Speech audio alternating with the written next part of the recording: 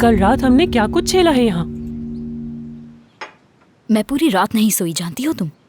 समी भी इधर उधर करवटें ले रहा था, सब उसकी वजह से, और ऊपर से मेरा सामान ले गई। नस्लेहान, उस औरत ने हमारे होते हुए यहाँ से चीज गायब कर दी और हमें पता भी नहीं चला।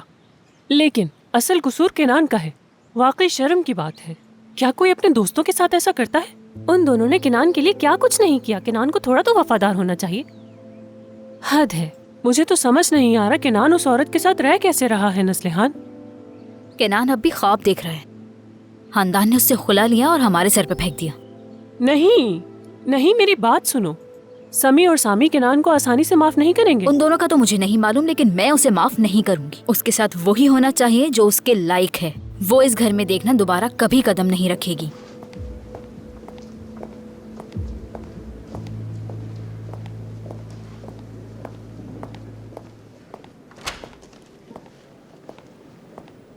तो तुम लोग यहाँ भी हो? हाँ, हम यहाँ भी हैं। हम वैसे भी निकल रहे थे। मुझे पता है तुम लोग कल रात की वजह से बहुत शर्मिंदा हो दोस्तों, लेकिन फिक्र मत करो, मैं उसे भूल चुका हूँ। चलो एक गेम लगाते हैं और सारे गिले शिकवे दूर करते हैं। ऐसा होना अब जरा मुश्किल है केनान, बहुत मुश्किल। वाज़ेह है तुम तैयार हो भूलने के लिए, लेकिन मेरे लिए ये सब भूलना इतना आसान नहीं है केनान। ना उस अजीब औरत को और ना ही तुम्हारे अल्फाज को। समी, मैं नहीं चाहता हमारी बात खराब हो, इसलिए मैं खामोशी इख्तियार करना पसंद करूंगा। दरअसल वो तुम हो जो अपनी किस्मत पे ज्यादा भरोसा कर रहे हो। कोई फायदा नहीं है। कहीं ऐसा ना हो कि हम जिंदगी भर एक दूसरे का चेहरा भी ना देख पाए। स्वामी, तुम्हें चाहिए कि इसको समझाओ। ये बेवकूफ क्या बात कर रहा है? ये कैसा रवैया है? मेरे ख्याल से समी इस बार बिल्कुल ठीक बात कर रहा है। जरूरत तुम्हें समझने की।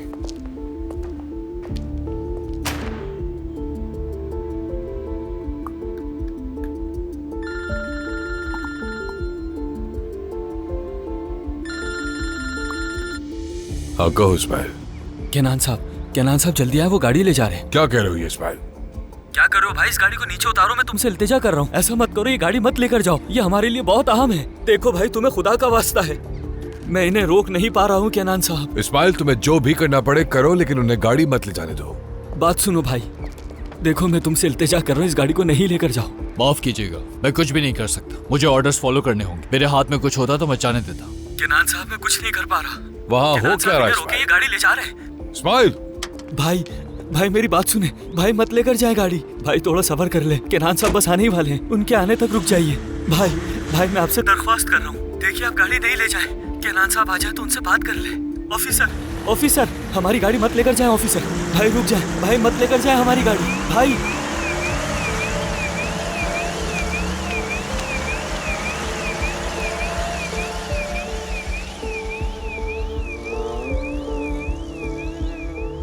वो गाड़ी ले गए केनान साहब।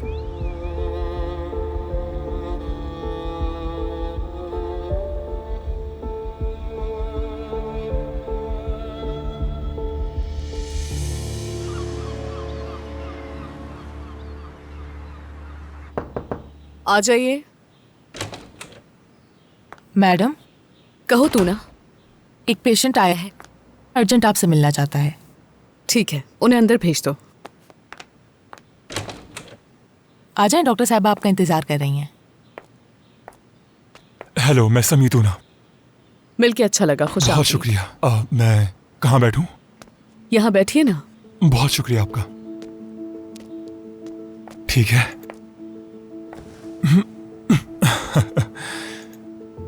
क्या मैं थोड़ा सा पानी पी सकता जी हूँ? बिल्कुल।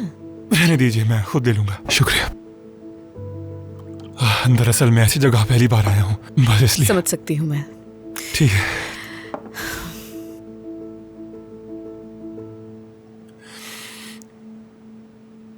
जी कहिए, मैं सुन रही हूँ। मैं दरअसल अपने लिए नहीं आया डॉक्टर, मैं आया हूँ केनान के लिए। उसके हवाले से बात करनी है मुझे। ये ठीक तो रहेगा ना? जी बिल्कुल। वैसे भी केनान साहब तो मेरे पेशेंट हैं। बोलिए, कोई मसला हुआ है? ठीक है। दरअसल मैं आपसे मिले बगैर भी आपको जानता हूँ, यानी सिर्फ मैं नहीं, केनान के जितने भी करीबी दोस्त हैं उन सबका आपके बारे में मालूम है। यकीनन उसने भी जिक्र किया होगा हमारा, बताया है ना उसने? जाहिर है आप बता तो नहीं सकती मुझे, आखिर वो आपका मरीज है। वैसे डॉक्टर, मैं आपका बहुत शुक्रगुजार हूँ, तहे दिल से आपका शुक्रिया। केनान को आपसे मिलके फायदा हुआ है। वो पहले की तरह जज्बाती नहीं रहा। नहीं रहा। क्या मतलब? कोई और बात भी है, आपको मालूम हो ही गया। डॉक्टर, अब हमें बिल्कुल समझ नहीं आ रहा कि केनान का क्या करें। लाचार हो चुके हैं और इसलिए हम लोगों ने सोचा कि आपसे मशवरा कर लेना चाहिए। सभी दोस्तों ने मुझे आगे करके आपके पास भेज दिया है यहाँ। यानी आप समझ सकती हैं कि मैंने आपको क्यों जहमत दी है। ऐसी बात नहीं है समी साहब। वैसे कोई मसला हुआ है क्या? यानी कोई नई बात है जो मुझे मालूम होनी चाहिए? डॉक्टर, केनान और मेरी दोस्ती 40 साल पुरानी है। हमारी पूरी जिंदगी एक साथ गुजरी है। हमने साथ अच्छे दिन भी देखे और बुरे दिन भी, और हमेशा एक दूसरे का साथ दिया। मगर अब केनान के साथ रहना नामुमकिन सा हो गया है। डॉक्टर साहब, आप वाकई नहीं रह सकता, खासकर जब वो दिवालिया हो गया। उसके बाद आप इससे बिल्कुल बाहर हो गया। समझ गए। यकीन जाने हमने यानी जो कर सकते थे वो सब कुछ किया उसके लिए। यानी इस मामले में हमारा ज़मीर बिल्कुल मुतमईन है। हमने उसकी माशी और नफ्सियाती दोनों तरह से मदद की। मगर हमने जो कुछ भी किया उससे कुछ भी तब्दील नहीं हुआ। मेरा मतलब है वो मजीद अजीब ही होता गया। कैसे समझाऊं? मसलन जब हम लोग उसे पैसे देते हैं वो फौरन खर्च कर देता है। यानी मैं समझ रहा हूं कि नान एक ऐसा शख्स है जो चाहे कुछ भी हो जाए अपनी शान और शौकत छोड़ नहीं सकता। डॉक्टर, ऐसा तो नहीं हो सकता कि वो एक ही रात में बदल जाए। मैं जानता हूं मगर एक औरत भी है। यानी वो हमारे बड़े मसाइल में से एक और मसला है, और वो औरत केनान का पीछा छोड़ ही नहीं रही है। आमतौर पर तो केनान यानी जिस केनान को हम लोग जानते थे कभी भी ऐसी औरत को हमारे घरों तक नहीं लेके आया। और जानती हैं वो औरत पागल है। आपके सामने ऐसा कहना मुझे अजीब लग रहा है मगर वो वाकई में पागल है। अब मैं बताता हूँ कि आखिर मैं उस औरत के बारे में ऐसा क्यों कह रहा हूँ। वो हमारे घर आई थी। उसने हमारी मौजूदगी में मेरी आंखों के सामने हमारे घर से चोरी कर ली। मुजस्समा मेज से उठा के बैग में रख लिया। आपको यकीन आ रहा है? लेकिन ऐसा हुआ है। हमने केनान से कहा कि उसे छोड़ दे, वो एक मुश्किल है, लेकिन नहीं। और उसने 40 साल दोस्ती उस पागल औरत के लिए गंवा दी और एक दफा भी नहीं सोचा। ऐसे अल्फाज इस्तेमाल किए जो मैं कभी सोच भी नहीं सकता था कि वो मुझे कह सकता है। उसने हमें उस दिन दिखा दिया कि वो हमारी कितनी कदर करता है। फिर आप यहाँ क्यों आए हैं समी साहब? आप मुझसे क्या चाहते हैं? मैं आपकी क्या मदद कर सकती हूँ इसमें? डॉक्टर साहिबा, यानी हालात ऐसा मोड़ इख्तियार कर चुके हैं कि ये सब कुछ बर्दाश्त करना बहुत मुश्किल हो चुका है। हम समेत और कोई भी केनान को संभाल नहीं पा रहा। सच कहूं तो उसके आसपास अब कोई रहा ही नहीं है। सब लोगों ने सब कुछ खत्म किया और चले गए। मुझे एतराफ करना होगा कि हम दोस्त भी नहीं मिल रहे उससे काफी अरसे से। लेकिन शुक्र है हमें उसके हवाले से अफवाहें सुनने को मिल जाती हैं, यानी जो वो हमारे बारे में फैलाता है। अब मुझे बताएं कि उसके जैसा कोई दोस्त नहीं है, और फिर कहता है इन लोगों के पास इतने घर हैं तो मुझे एक दे क्यों नहीं देते। मतलब ऐसी बातें। हम लालची नहीं हैं, हम उसे एक नया घर दे भी सकते हैं और चले दे भी देते हैं, लेकिन वो उसे फिर बेच देगा और फिर वो ऐसी लड़की के पीछे पैसा खर्च करेगा जिसे वो सही से जानता तक नहीं है। सच में हम बहुत थक गए हैं, इतना थक गए हैं कि अब कुछ समझ में नहीं आ रहा। और इसी वजह से मैं आपके पास आया हूँ डॉक्टर साहबा। खुदा के लिए हमें इसके नान बरान से बचा लीजिए। यानी मैं ये कहना चाहता हूं कि आपके नान समेत हमें भी इस मुसीबत से निकाल लीजिए प्लीज। और क्या हम केनान की तरह जीना नहीं जानते? हम बिल्कुल जानते हैं, लेकिन हर चीज की एक हद होती है। यानी सच में तमीज नाम की भी कोई चीज होती है डॉक्टर साहिबा। मसलन मैंने कभी भी ऐसी हरकतें नहीं की हैं, और मेरा सबसे करीबी दोस्त सामी है, और वो केनान से ज्यादा करीबी दोस्त है मेरा। वो भी कभी ऐसा कुछ नहीं करता, और उसका कहना है कि मैं कभी हार नहीं मानूंगा। औरतें मेरे पीछे आती हैं, मरती हैं मुझ पर, हा हा हा हा हा। मतलब दुनिया उसके हिसाब से थोड़ी चलती है। किसी को केनान को ये बात जाके समझानी होगी कि दुनिया उसके गिर्द नहीं घूमती। हम कहते हैं तो पसंद नहीं आता उसे। हाँ, अब हाल देख लें उसका। मुझे समझ नहीं आ रहा कि समी साहब से क्या कहूँ।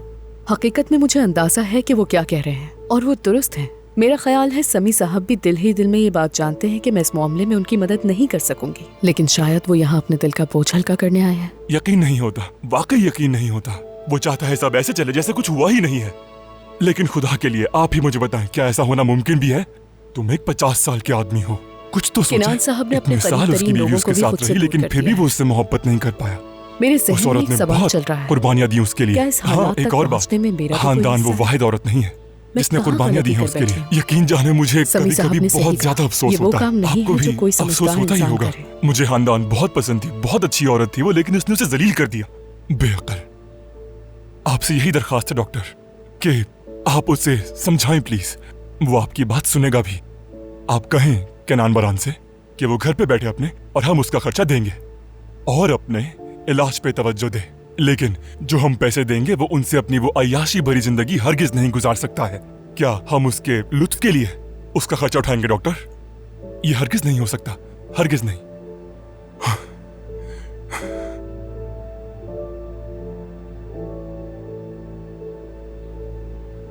क्या गलत बात कर रहा हूं मैं?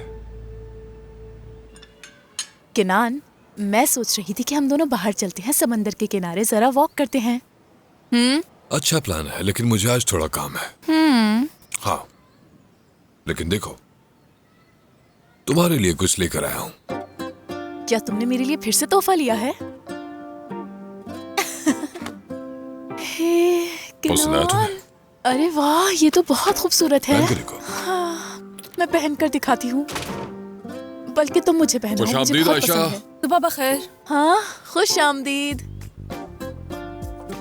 देखो, चाय अभी अभी बनाई है, तो अगर तुम्हें पीनी हो तो तुम भी ले लेना एक कप। नहीं, बहुत शुक्रिया, मुझे कुछ नहीं चाहिए। किनान साहब, क्या मैं कुछ देर आपसे बात कर सकती हूँ अकेले में? हाँ बिल्कुल कर सकती हो, कहो क्या बात है। दरअसल मुझे आपसे अकेले में बात करनी है। हाय, तुम इसके सामने भी कर सकती हो बात। नहीं, ऐसी बात नहीं है, लेकिन नहीं, जो भी है आयशा बोलो। चलो ठीक है, बस बात करो। दरअसल किनान साहब, हमने इस बारे में सोचा है कि मुझे अपनी नौकरी छोड़नी पड़ेगी। हमारे हालात तो सामने हैं आपके। आपके हालात भी ठीक नहीं हैं, और इस्माइल भी काफ़ी वक्त से बेरोज़गार है। हमें पैसों की ज़रूरत है, तो इसलिए मुझे माफ़ कर दें। ठीक है। खानदान ने तुम्हें बहकाया है, इसमें उसका कितना हाथ है? क्या? खानदान कौन है? बिल्कुल किनान साहब, इस सबसे खानदान साहिबा का कोई ताल्लुक नहीं। नहीं, ये खानदान ने किया है। तुम यहाँ से जाओगी और खानदान के साथ काम शुरू करोगी, मैं जानता हूँ। ये खानदान कौन है? किनान साहब देखें, मुझे बिल्कुल समझ नहीं आ रहा कि मैं आपको अपनी बात का कैसे यकीन ठीक है, दिलाऊं। जा सकती हो तो चली जाओ। हाँ हाँ किनान चली साहब। जाओ आयशा, मैं बुरा नहीं मान रहा। तुम भी मुझे छोड़ दो, चली कोई जाओ। गलती हुई हो तो माफ कीजिए। हाँ हाँ चली जाओ, अरे? खानदान को इंतजार मत कराओ। जाओ बस, शाबाश। खुदा के लिए मुझे तो बताओ किनान, ये खानदान कोई कौन नहीं है, हाँ? कोई भी नहीं है, बस भूल जाओ उसे। क्या मतलब है भूल जाऊं मैं? वो सुबह सुबह आकर हम दोनों का मूड खराब करके चली गई है। हम कितने मजे से अपना नाश्ता कर रहे थे। हाँ, और तुम कहते हो भूल थोड़ी जाओ। देर इतनी खामोश आसानी हो से जाओ। कैसे भूल जाऊं? मैं तुम्हारे लिए अपने हाथों से नाश्ता बनाती हूँ किनान, छोटे बच्चों की तरह तुम्हारा ख्याल रखती हूँ, अपनी जात से बढ़कर तुम्हारी परवाह करती हूँ, और तुम ये कर रहे हो मेरे साथ बदले में। मुझे अपने सवालों का जवाब न मिले तो बहुत बुरा लगता क्या है। हम ये मौजू बंद कर सकते हैं? तुम मेरी जिंदगी के हर मामले में दखल देना बंद कर दो। हाँ? मुझे अकेला छोड़ दो। अकेला छोड़ दूं तुम्हें? क्या यही चाहते हो तुम? बताओ। पहले तो बहुत बड़ी बड़ी बातें करते थे, शुक्र है सिमरा तुम मेरी जिंदगी में आ गई। तुम ना होती तो मेरा क्या होता? हाँ ऐसा बताओ। मैंने तुमसे कब कहा समरा? तुम सुबह कह रहे सुबह हो तुमने मैं मेरा झूठ बोल दिमाग रही खराब हूँ। करना शुरू मैं ये सारी बातें क्या अपनी तरफ से कर रही हूँ? बताओ, मुझे जवाब दो। कहाँ जा रहे हो किनान? अब क्या तुम बगैर नाश्ता किए घर से जाओगे? बताओ मुझे। जा रहा हूँ मैं। क्या मतलब है तुम्हारा? किनान फौरन वापस आओ। किनान फौरन आओ। उन्होंने कुछ और तो नहीं कहा ना? कुछ भी नहीं कहा। पुरसुकून हो जाओ इस्माइल। कम से कम वो मुझे नौकरी से नहीं निकालेंगे। इस्माइल, क्या हो गया है? कौन सी नौकरी? अल्लाह अल्लाह, क्या तुम्हें अब भी लगता है कि किनान साहब तुम्हें कोई तनख्वाह देंगे? वो बर्बाद हो चुके हैं। तुम ठीक कह रही हो, वो पैसे नहीं दे सकते। वो उस औरत के पीछे पागल हो गए हैं जो उनके साथ उसी घर में रह रही है। समरा साहब। हाँ, और वो उन्हें और बर्बाद करके छोड़ेगी। समरा साहब। हाँ, और मैंने ये भी देखा है कि वो औरत किनान साहब के वॉलेट से पैसे भी निकाल लेती है उनको बताए बगैर। समरा साहब। हाँ, ऐसा अल्लाह है क्या? अल्लाह, अगर बंदे के अपने पैसे हो तो उसका जैसे दिल चाहे इस्तेमाल करे, लेकिन इस तरह किसी और के पैसे इस्तेमाल करना तो गलत बात है। ये तो एक तरह की चोरी हुई ना। आयशा देखो, अगर तुम्हारी बात सच है तो वो औरत चोर जो है। भी कहना है कह लो इस्माइल, लेकिन हमारी भी परेशानियां बढ़ गई। नौकरी ढूंढो। अच्छा ठीक है, हम संभाल लेंगे, तुम थोड़ा गुस्से में हो बस। और क्या करूं इस्माइल, अब होता तो है, मुझे होता है, रोना ऐसा आ रहा है। हमारे हक्की का क्या अच्छा होगा? अच्छा ठीक है ठीक है। मैं उसे क्या खिलाऊं? अच्छा शुक्रिया।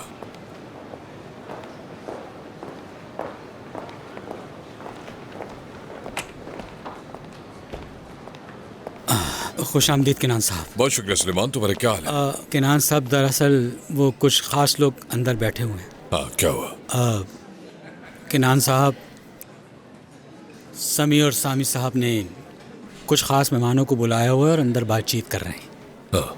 वो चाहते हैं कि इस वक्त उन्हें कोई तंग ना करे, और उन्होंने ये भी कहा है कि अगर कोई मिलना चाहे तो पहले हमें इत्तला दें। यानी ये खास पैगाम मेरे लिए है। उनकी खास मुलाकात चल रही है अंदर। वाह, देख रहे हो सुलेमान, लोग कैसे बदल गए। ये सब मतलबी है, सबके सब मतलबी। ठीक है, मैं तुम्हें कुछ नहीं कह रहा, लेकिन इन दोनों का हिसाब जरूर होगा।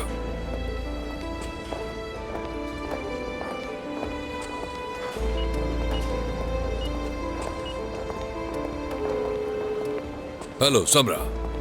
हाँ हेलो किनान।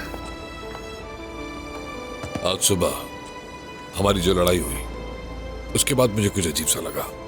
यानी हाँ क्या? हाँ ठीक है, तो फिर क्या आज रात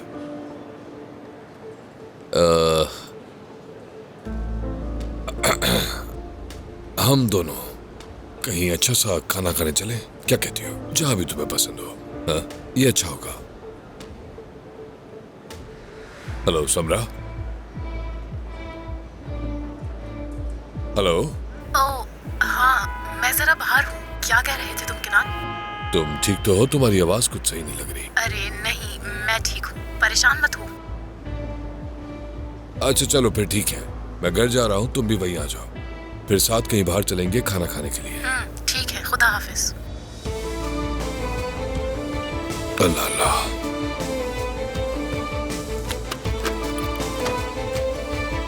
कोई नहीं रहा। समरा।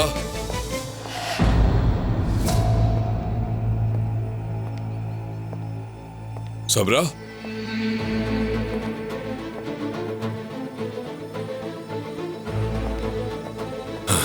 समरा।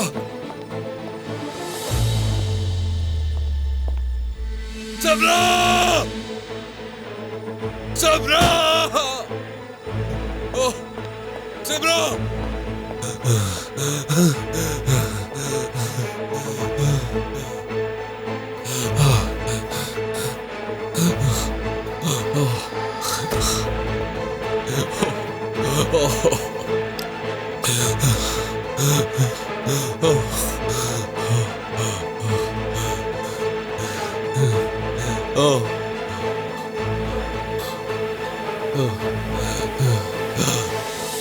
अगले हफ्ते फिर आपका इंतजार रहेगा। बहुत शुक्रिया डॉक्टर, अल्लाह आपको खुश रखे। दवाएं नहीं छोड़िएगा। जी बिल्कुल, मैं वक्त पर लेती रहूंगी। आपका दिन अच्छा गुजरे। डॉक्टर। तू ना?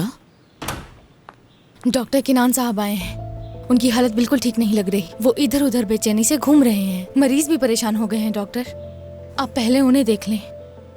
न जाने अब क्या हो गया है। क्या कोई और पेशेंट्स हैं लाइन में बाहर? गालिब साहब का नंबर था, लेकिन उनका फोन आया कि वो देर से आएंगे। ठीक है, फिर तुम उन्हें अंदर भेज ठीक है, जल्दी डॉक्टर। करो। देखते हैं। आइए किनान साहब। किनान साहब। डॉक्टर साहब, खुदा के लिए मेरी मदद करें। मैं सांस भी नहीं ले पा रहा, लग रहा है मेरा दम घुट रहा है। मैं बहुत बुरी हालत में हूँ। ठीक है, ठीक है, आप पुरसुकून हो जाइए और बैठ जाइए यहाँ पर। नहीं, मैं बिल्कुल पुरसुकून नहीं हो सकता। आप नहीं जानती मेरे साथ क्या हुआ है। उस समरा ने सब कुछ लूट लिया है, कुछ नहीं छोड़ा, मुझे खाली कर दिया। एक मिनट, सिमरा कौन है? समरा वही औरत जिसके बारे में मैंने आपको बताया था, वो। ठीक है, समझ गई समझ गई। अच्छा, आप पुरसुकून हो जाइए, अभी सब ठीक हो जाएगा। मैं आपको कोई दवाई देती हूँ। तो फिर वही हुआ जिसका मुझे खदशा था। ये एक भी बात नहीं सुनता, ये बहुत टूट चुका है। एक अजीब सी बेचैनी इसके अंदर फैल रही है। ओह किनान, ये कहता है मुझे बचा ले। खुद को बचाने के लिए कुछ करने के बजाय ये एक औरत की तरफ भागता है। अगर मैं इसकी उम्मीदों को ना तोड़ूं तो ये हमेशा इसी इंतजार में रहेगा। ठीक है, अब आप पुरसुकून हो जाएंगे, सब ठीक हो जाएगा। जल्दी से ये दवा खा लें, ठीक है?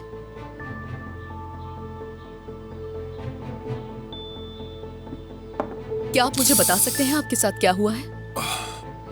आपने मुझे कहा था कि मैं उस औरत के साथ ना रहूं, लेकिन उस वक्त मैंने आपकी एक बात नहीं सुनी डॉक्टर। उससे मेरा सब लूट लिया।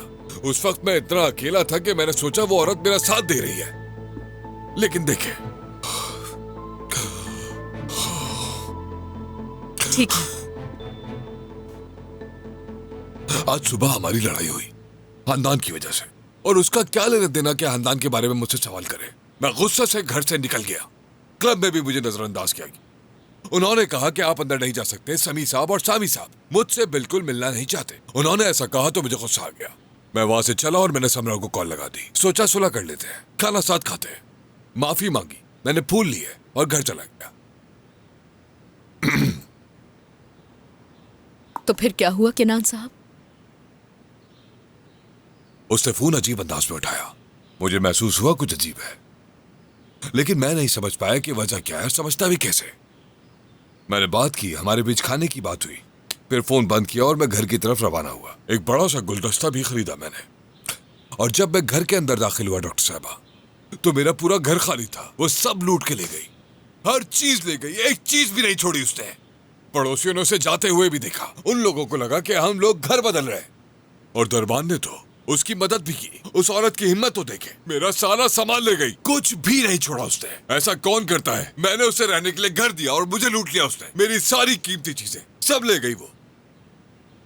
मेरी सारी चीजें नवातरात थी, सब बहुत कीमती थी। इतनी कीमती थी कि मैं हर किसी से उसे बचा कर रखता था डॉक्टर साहबा। मैंने सब खो दिया। मुझे बहुत अफसोस है केनान साहब। वो तो मेरी जाती चीजें भी ले गई डॉक्टर। देखें, मैं अपने कपड़ों का बहुत ख्याल रखता हूँ। मैं बहुत नफीस इंसान हूँ। मेरे कीमती सूट्स, मेरे महंगे तरीन जूते, मेरी टाइयां, यहाँ तक कि मेरे लेदर्स के बैग भी ले गई। इस वक्त जो पहना हूँ बस यही कपड़े हैं मेरे पास। उस खबीस औरत ने मेरे अंडरवियर तक नहीं छोड़े डॉक्टर साहबा। ऐसा कौन कर सकता है किसी के साथ? मैं खत्म हो गया, खत्म। ठीक है केनान साहब, आप बहुत थक चुके हैं, थोड़ी देर बैठकर आराम कर लीजिए।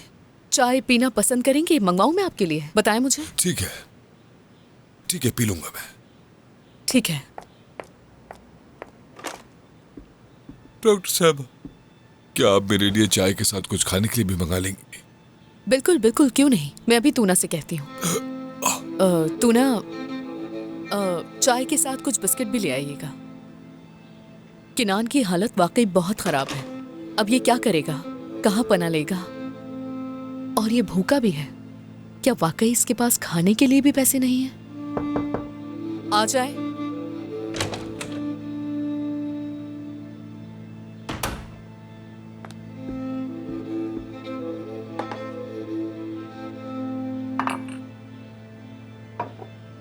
ये रही आपकी चाय। शुक्रिया।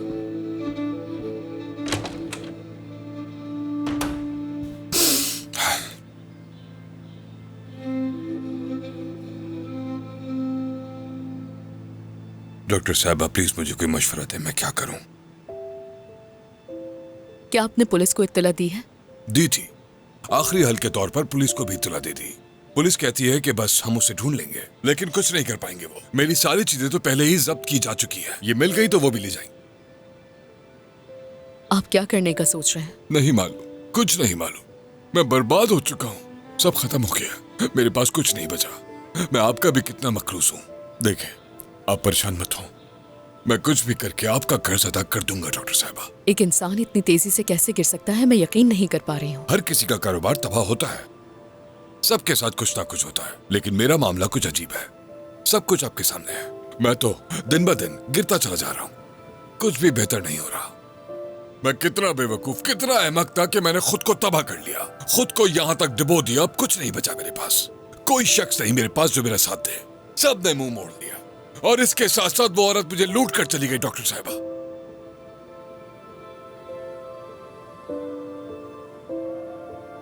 ये सब फादी की वजह से हुआ। उस रात फादी ने बद्दुआ दी थी। ये सब इसलिए हो रहा है कि उसकी बद्दुआ काम कर गई।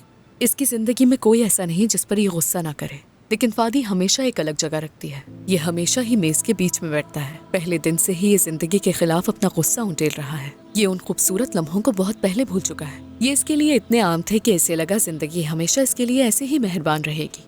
ये दर्द को देखने और कबूल करने के बजाय उसे रद्द करता है, इनकार करता है। ये सिर्फ शिकायत से इस सबसे बाहर नहीं निकल सकता, हरगिज नहीं। हो सकता है कि खानदान ने भी मुझे बद्दुआ दी हो, मेरे सामने नहीं दी। वो औरत मुझे कभी ऐसी नहीं लगी डॉक्टर साहबा, लेकिन हो सकता है कि उसने पीठ पीछे बद्दुआ दी हो। काश मैंने भी उसे बद्दुआ दी होती, तो सिर्फ आज मैं बर्बाद नहीं होता, वो सब भी होते। किनान अब भी यही समझता है कि ये सब उसके साथ बद्दुआओं की वजह से हो रहा है। वो अब भी अपनी जिम्मेदारी को कबूल नहीं कर रहा। इसकी हालत वाकई अफसोसनाक है। मैंने इसका सारा दर्द देखा है, लेकिन मैं भी इसे जगा नहीं सकी।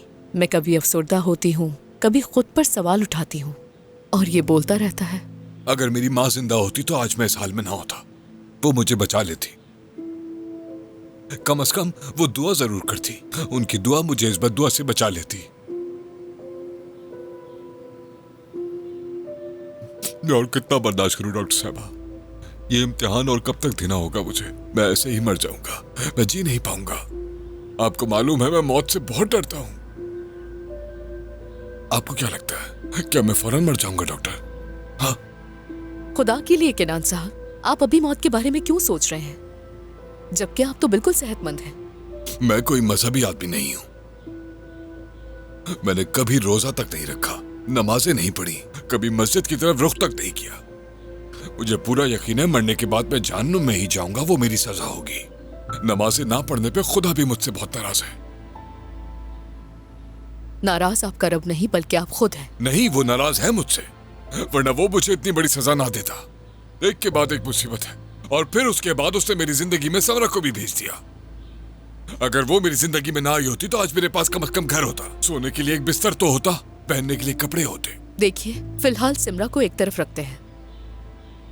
अभी हम दोनों इस बारे में बात करते हैं कि आपका आपके रब से कैसा ताल्लुक है। चले मान लेते हैं कि रब आपसे नाराज है, तो भी आपने बहुत तकलीफ बर्दाश्त की है, आप अजियत में हैं। तो क्या ये काफी नहीं है कि वो आपको माफ कर दे? नहीं करेगा माफ। खास तौर पर एक चीज होती है डॉक्टर, किसी का हक मारना उसकी माफी नहीं होती। आपको ये लगता है कि आपने अपने रब की तरफ कोई कदम नहीं उठाया, और आपने बहुत गुनाह किए हैं, और माफी भी नहीं मांगी आपने। डॉक्टर, क्या आप भी मुझे नहीं समझ रही? मैं कर क्या सकता हूँ? सब खत्म हो चुका है, मेरे पास कुछ नहीं बचा। मैं बीच मैदान में नंगा हूँ, करने को कुछ नहीं मेरे पास। मैं समझती हूँ, समझ गई। हमें पहले आपकी सेहत के बारे में सोचना होगा। नहीं, मैं ठीक नहीं हो सकता। यहाँ सब खत्म, अब कुछ बेहतर नहीं होगा। आपको पता है आप वाहिद हैं जिसने मुझे अभी तक नहीं छोड़ा डॉक्टर। गुजारिश है आप मुझे छोड़िएगा भी नहीं, खुदा के लिए वादा करता हूँ आपका कर्ज अदा कर दूंगा। बस मुझे अकेला मत छोड़िएगा। इन सब बातों का अब कोई मतलब नहीं है किनान साहब। असल बात तो यह है कि आप जल्द से जल्द बेहतर हो जाएं।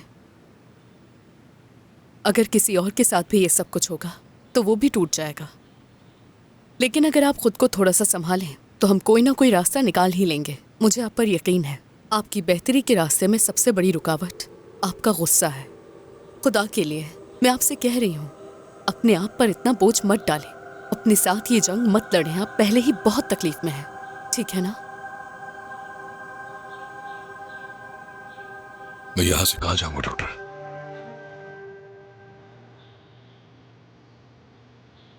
आप भी मुझे यहां से भेजने की कोशिश कर रही हैं, इसलिए कि मेरे पास फीस के पैसे नहीं हैं।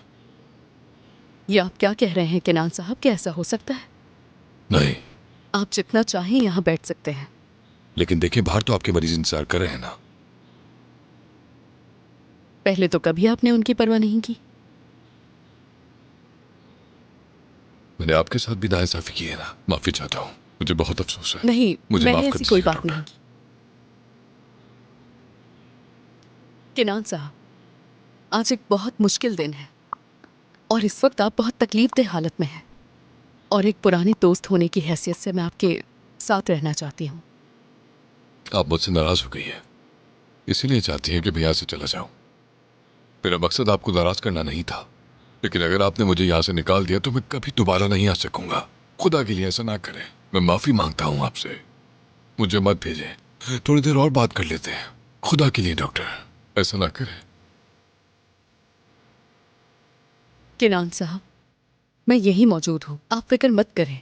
आप जितना चाहें यहाँ बैठ सकते हैं, कोई आपको नहीं निकालेगा। मैं कैसे पुरसुकून होकर बैठूं? मैं तो खुद को संभाल भी नहीं पा रहा डॉक्टर। कैसे होगा, कैसे होगा, मुझे बताइए डॉक्टर। जैसे आपको मुनासिब लगे आप वैसे बैठ जाएं। आप मेरे साथ बहुत बदतमीजी से पेश आ रही हैं। आप मेरे साथ ऐसा बर्ताव कर रही हैं जैसे मैं कोई पागल हूं। यही बात है ना? मैं पागल हो रहा हूं ना डॉक्टर? नहीं, मैं बस चाहती हूँ कि आप थोड़ा पुरसुकून हो जाएं। मैं जानती हूँ आप इस वक्त बहुत तकलीफ में हैं और यही वो जगह है जहाँ आप अपने आप को सबसे ज़्यादा महसूस करते हैं। आज मैं आपसे एक बहुत ज़रूरी बात करना चाहती हूँ और जो भी मैं आपसे कहूँगी खुदा के लिए उसे अपने जहन से मत निकालिएगा। मैं आपके साथ हूँ ताकि आप जल्द से जल्द इन मुश्किलात से निकल सकें। डॉक्टर, मुझे मालूम है मुझे जाना होगा, लेकिन मैं अभी नहीं जा सकता। आप थोड़ा और वक्त देते मुझे, इल्तिजा कर रहा हूँ। मुझे इजाजत देते कि मैं थोड़ी देर और बैठ सकूँ आपके पास। मैं बाहर नहीं जा सकता, मैं तो यहाँ से उठ भी नहीं पा रहा। इससे कोई फर्क नहीं पड़ता किनान साहब, बिल्कुल नहीं। देखिए, आप जब जाना चाहें जा सकते हैं, जितना चाहें यहाँ बैठ सकते हैं। मेरे पास वो दवाएं मौजूद हैं जो आपको इस वक्त लेनी चाहिए। और हाँ, आपको मुझसे वादा करना होगा कि आप ये सारी दवाइयाँ बाकायदगी से लेंगे, समझ गए? ठीक है ना?